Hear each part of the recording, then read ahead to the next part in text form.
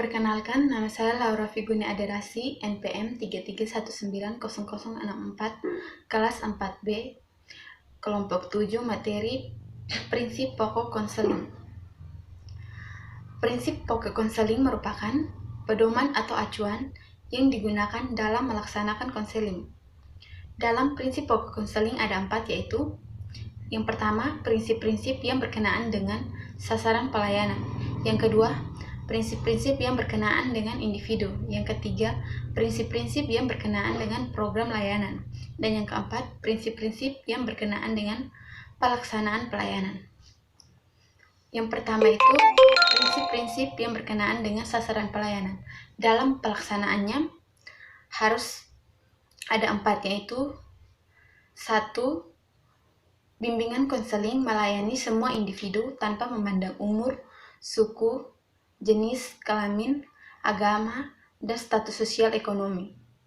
Yang artinya, dalam melaksanakannya itu, konseling harus melayani semuanya tanpa membeda-bedakan semua individu. Yang kedua, berurusan dengan kepribadian dan tingkah laku individu yang unik dan dinamis. Contohnya dalam pendidikan itu masing-masing individu itu memiliki sikap dan tingkah laku yang berbeda-beda. Makanya dengan itu konseling harus memahami sifat dan tingkah laku yang unik dari setiap individu tersebut. Dan yang ketiga, memperhatikan sepenuhnya tahapan berbagai aspek individu. Dan yang keempat, memberikan perhatian utama kepada perbedaan individu yang menjadi orientasi pokok pelayanan. Yang kedua,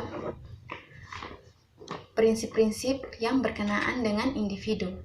Dalam pelaksanaannya, yang pertama, bimbingan konseling berurusan dengan hal-hal yang menyangkut pengaruh kondisi mental atau fisik individu terhadap penyusunan diri di rumah, sekolah, maupun lingkungan sekitarnya. Contohnya dalam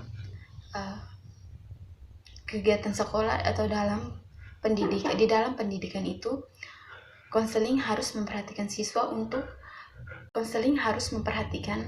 atau mengajarkan cara agar individu tersebut bisa bergaul. Dan yang kedua,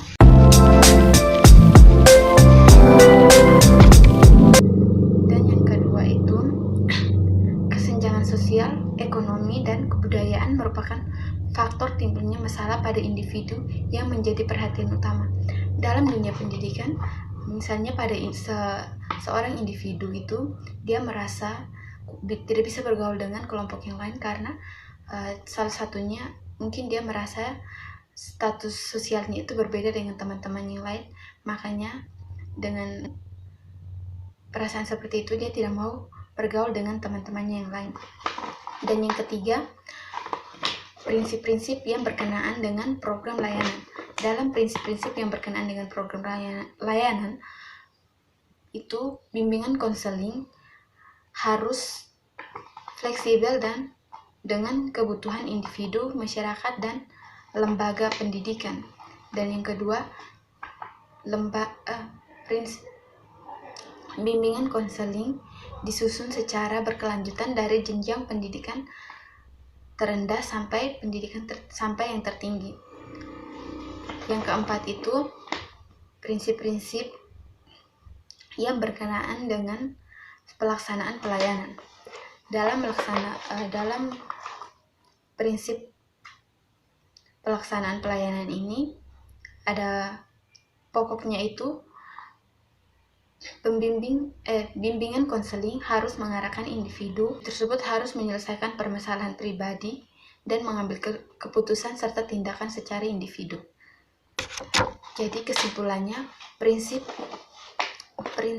pokok konseling itu merupakan pedoman yang digunakan dalam melaksanakan konseling.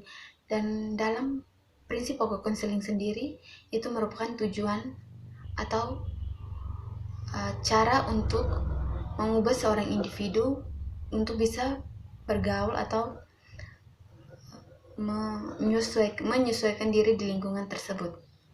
Sekian dan terima kasih.